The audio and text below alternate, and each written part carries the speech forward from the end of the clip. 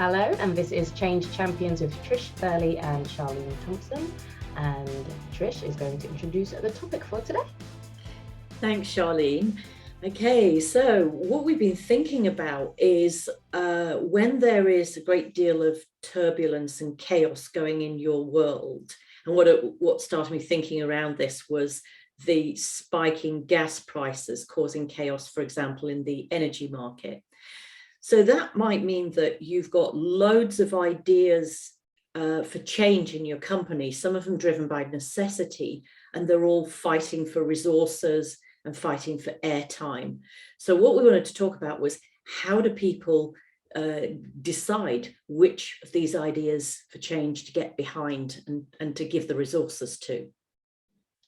Thank you. It's a real tricky one, because obviously change or attention, anything that wants to grab your attention, can come from so many different places. And obviously, you know, there's things that are outside our control, like what is happening with the energy and the gas prices. But my question is that, yes, all, you know, things deserve attention, but there's attention and then there's action. Can you do anything about the situation, or is it that everybody's panicking and everybody's saying, let's just keep talking about this? Because I think everybody's been in a meeting where nothing comes as a result of it. We've just come to the meeting, moaned about the situation, and there's no action points afterwards. So it's just, okay, so we've all let off a bit of steam, but we're going to do the same thing again next week. So why are we doing this? And that's the part that annoys me. I really feel you there, because this is like there's that phrase, lots of heat and no light. You know, kind of sums up for me.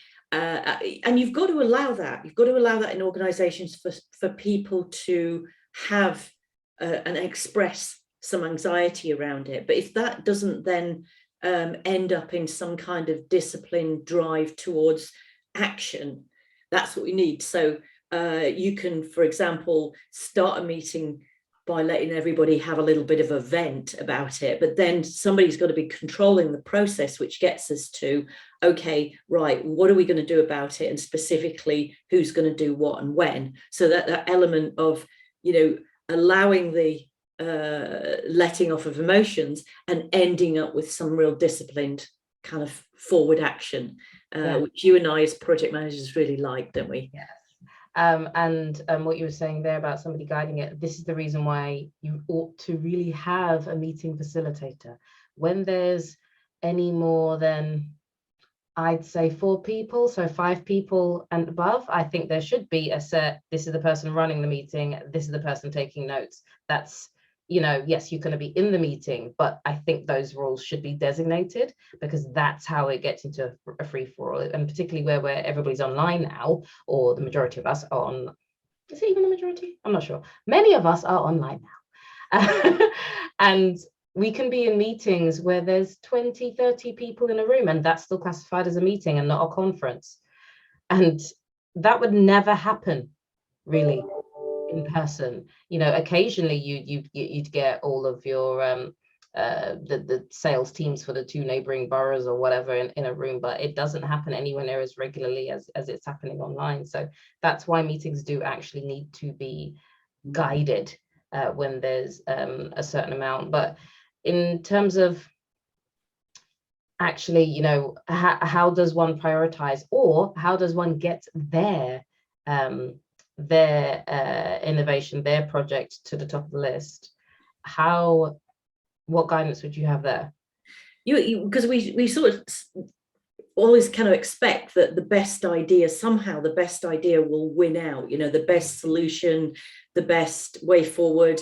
And people think, you know, this is somehow going to float to the surface and it will be very clear. But human nature's not like that. What tends to happen is whoever speaks loudest, whoever is most forceful, or whoever can get most airtime probably gets their idea or their solution to the problem at the top of the pile. And if we don't employ a little bit of I like to think of it as the application of science. If we don't put a little bit of forethought and a bit of planning into something, then our idea just gets pushed aside, and then it doesn't get the resources it needs, it doesn't get the airtime it needs. Yes, and what you were saying, people with the biggest voices, if you don't have one of the big voices, then ways to get around it is finding your champions, finding your supporters, maybe going to somebody who's going to be in that decision meeting, and going to them specifically, somebody who you believe would be receptive to your project, and having your own separate meeting with them beforehand to go over the issues and state your point. That's not like giving them some kind of back alley bribe. It's making sure that at least one person in the meeting knows enough about your project to be able to argue for it, should they be inclined to. Because you might not be best friends with the CFO or whatever, but that doesn't mean that they can't understand your point of view. So, and even if you can't have the direct conversation, if you can have a conversation with your manager who might be able to have the direct conversation, that doesn't hurt. Yeah, I think this this whole idea of preparing the ground and just giving your idea, your solution, a fertile ground to land on. So this idea of briefing people one-to-one, but also before you go into briefing people one-to-one, briefing key stakeholders, is having done your homework, your background work, that you're armed with some of the facts and the figures, you've preempted some of the questions that they're going to ask, so you can give a knowledgeable and quite a focused briefing to that person, rather than just saying, hey, I've got this great idea that I had in a dream last night. So it's much more you do your background, you do your preparation. Here's something that I've kind of got partially ready, and what I now want is your input into this. Are you interested? So from that, I think the person will hopefully respect the fact that you've done the background work on it, but also they will hopefully feel somewhat flattered to be actually asked to be an early provider of input and opinion. So that kind of like engagement piece where you start asking them open questions, that's the bit that follows the, like the homework, if you like. Yes, definitely. I agree with that. And particularly the people feeling flattered. I first read about that only maybe 5 years ago, and it still surprises me how flattered somebody who does X thing all day, every day, and then you ask them about it. It's like, of course I would ask you about it. You're the brain on this subject, but they still feel flattered. It's because we're all human. We don't, it's almost like the more you know, the more you realize you don't know. So you will always say things like maybe and things like that, because you're aware of everything, whereas other people are looking at you from the outside and thinking you know absolutely everything. But that wasn't even my point. My point was doing your research. One of the things that should be done as well when you're doing your research is looking at what will happen as a result, what won't happen as a result of somebody choosing your project. So if all of the time resources are going to be going towards going towards your project, what then has to stop? Because if you don't think about that, then either they will decide what other projects has to stop, or they will decide that no other projects have to stop. And everything should be done at the same time. And that's why that should be a part of your research, so that you can get in there at the beginning to give that possible suggestion. Otherwise, you could end up in a situation where you are doing absolutely everything, and that's not what anybody wanted, because nothing gets done well. I think that's really important. And my own experience has been that it's just like, that's a great idea, we'll do it as well.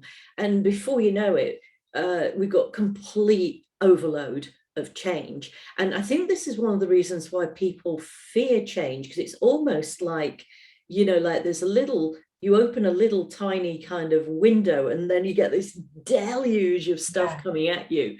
And a lot of that change at the moment, particularly in the very volatile, uncertain times that we're in, is a lot of that change is outside of your control. These are changes you haven't chosen, they've been foisted upon you.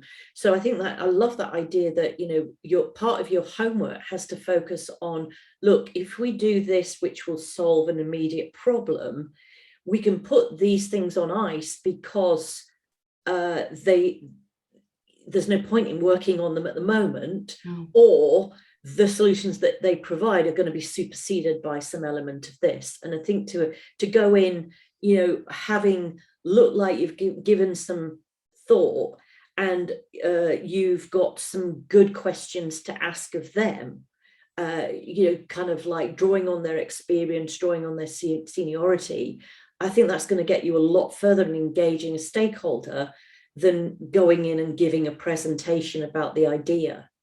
Yeah, that's very true. And again, you know, if you're talking about C-suite or anybody senior, they don't have time. They don't want to spend time thinking about the nitty-gritty and details of anything more than they have to, you know, and so they're not necessarily just going to say yes, no, and tick this box or whatever. But the easier you make it for them, the simpler you make it for them to be able to say, if I make this decision, if I take the red pill or push the red button, then these other things will happen. And if I take the blue pill, these other things will happen. Then they are only left with the, okay, I just simply need to make this decision, rather than having to think about all of the consequences, because that's what they do all the time. I'm a big fan of what I call the pre-digested decision. And it kind of reminds me of, you know, if you go into a favorite restaurant, it might be something like a Mexican restaurant, maybe, Charlene. Then if somebody comes up to you and sort of says, you know, here are the specials of the day, we've got a special X, Y, and Z, you know, there's 2 or 3 things, they often do that with it. And they might say, I recommend such and such, it's really good. And that's suddenly, they haven't told you what you're doing, what you're deciding, but they've just made it easier for you to choose the caramel sauce over the chocolate sauce, for example. That's so very true. And that's the thing, you know, we love choice. And that's the whole thing about freedom. It gives you choice, but choice can be overwhelming. It can lead to burnout at all different stages. And that's the reason why you have to make it easier for people to make choices. And again, going back to the beginning, being aware that sometimes your idea is not going to float to the top of the pile naturally because you don't have the loudest voice, or no, you know, have been rubbing shoulders with the right people. But at the end of the day, people are in business for a reason.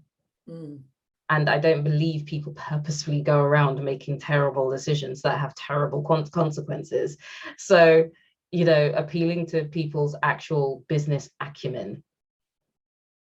And it might be long term, but, you know, there's just ways, there's communication skills that you can read up on. But obviously, if something's happening really quickly, it's much more about who you know, rather than simply the facts, because facts don't always, facts are carried in by feelings. Yeah, I agree with you. And when you're trying to influence somebody, or, you know, sort of to back your idea, giving them word pictures, giving them stories, I think is really, really vital. So you find that the next thing you hear them telling someone else, and they're using your little story or anecdote or whatever to illustrate that. And if these people are well connected, again, coming back to your doing your homework, you can find out who's connected through formal networks. Maybe they're on the same committees or working groups, etc., or project teams. And informal groups, you know, who's in the company choir, or who was on that fundraiser that we did last month or whatever, and finding out who knows who. That way, you can drop into the conversation alongside your questions and your briefing, how they can kind of help get the idea off the ground, maybe by speaking to somebody on your behalf. This is kind of a whole idea of advocacy. Yes.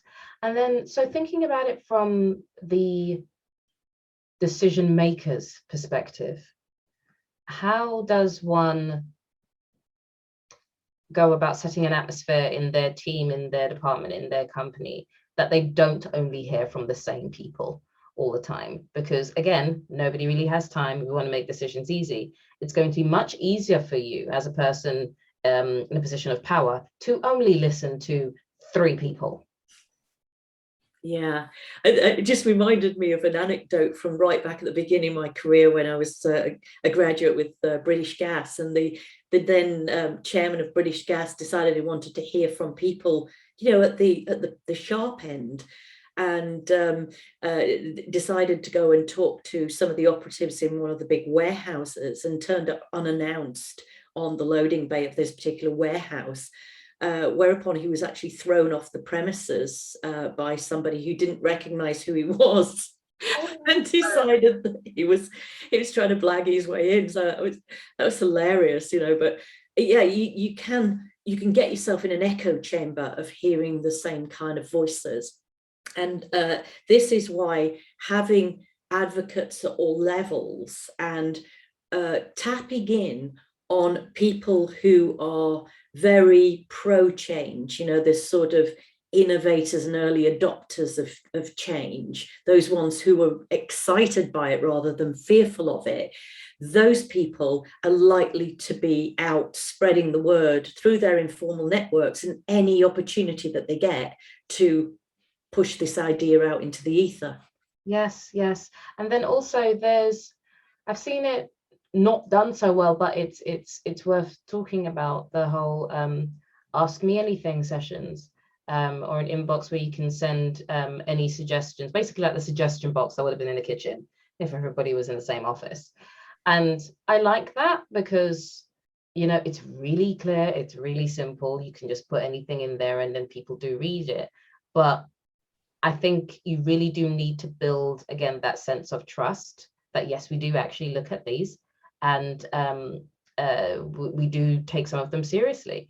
And I feel like being able to, because you're saying the people that are really passionate and voice their need for change a lot, introverts won't necessarily do that. They might speak to their closest confidants, or they might not say anything at all. And so how do we get ideas out of their heads? And so I'd like to find more ways. And we do have employee engagement surveys, obviously, which are getting better and are much more widely used. Thank you, everyone. But there needs to be, you as a senior leader need to find more ways to make sure your people know that they can speak to you. They need to have access to you in some way, shape, or form. It might not be one-to-ones, obviously, but that trust, they need to know that you're actually interested in the people that make your business work. And I think part of that as a leader, as a senior person in an organization, you have to show up as being like a human being, as if you're approachable, and that somebody could actually stop you in the corridor and ask a question or make an observation on something. So I think showing up vulnerable, showing up as open, being, kind of trying to be open in everything, not just about these ideas or about how the business runs, but open as a person, so that people know that you welcome questions, you welcome ideas, you welcome their input on something at any stage. So if you're behind a big door and a big desk in a corner office, or you look just very austere, I think people are not going to come out of the shell and say something. No, you end up having to summon so much courage just to be able to tap on somebody's door. And again, there's certain people that might find that easier to do. There's even certain people in certain departments. A salesperson might be more likely to do it because they're naturally a bit more confident than some other people. But that means you're just shutting out a whole set of people. There's all kinds of even cultural reasons why certain people don't even speak directly or honestly to their managers, because that's just not what you do to somebody who is senior. And so therefore, again, I think we did speak about this in a previous episode. You can get into a situation where there's a problem and you won't know that. You'll be the last person to know there's a problem because somebody didn't feel like they could say, actually, we should be focusing on this other project. You could have somebody who fought really hard to get everybody working on this project, but now actually everybody should be looking over there. But due to how hard they had to fight to get the resources for this project, and even though they know that the resources should be going to the other project in reality, are they going to want to give that up? Are they going to actually voice it? No, because you've created that sense of division between departments, between people, which means that you can't actually collaborate for the greater good. I was reading about this actually in a book on sort of neuroscience, a bit of light reading on neuroscience, brain chemistry, whatever. But it was all about doing perceived personal risk. And this is Dr. Carol Osterweil's book. And she was talking about the fact that the brain doesn't know the difference between a physical risk and a social risk. They treat it, the brain reacts the same. And so we often perceive not saying something like silence is the safe option, because you're not going to get your ears ripped off. You're not going to get into any sort of trouble. It's that, if you don't, silence is golden in that respect. And people know that, if they did speak up, it might be great, and they might get a lot of praise, they might get a lot of recognition, and they might not. So it's safer just to shut up and say nothing. Yeah, and that's the reason why it is important for leaders to be able to create the kind of environments where people can be open and honest, be it, let's focus on this project, be it, I think we need to pay more attention to this. We definitely need more resources for that, because you're not at the coalface anymore. If you've worked your way up in a company or an industry, you might remember what it's like to be at the coalface, but you're not there right now. And things have changed a lot since your day as well, possibly. In that time. But inviting participation in lots of different ways, not just, has anybody got any ideas? Nope, good, let's power on. But inviting participation through good questioning, from lots of different ways of encouraging participation, and also reacting in a encouraging way once you get somebody to open up and start participating. So the first reaction sometimes, if you ask somebody a question and they come out with what you perceive as a dumb answer, if you can then shut that down, then everybody else is like, I'm not opening up here with this. Whereas if you can say, give them a little bit of space, perhaps to build a little bit of confidence and get to their point, then, or even just thank them for their participation anyway, even if you're not going to do anything with their observation. Definitely, I completely agree.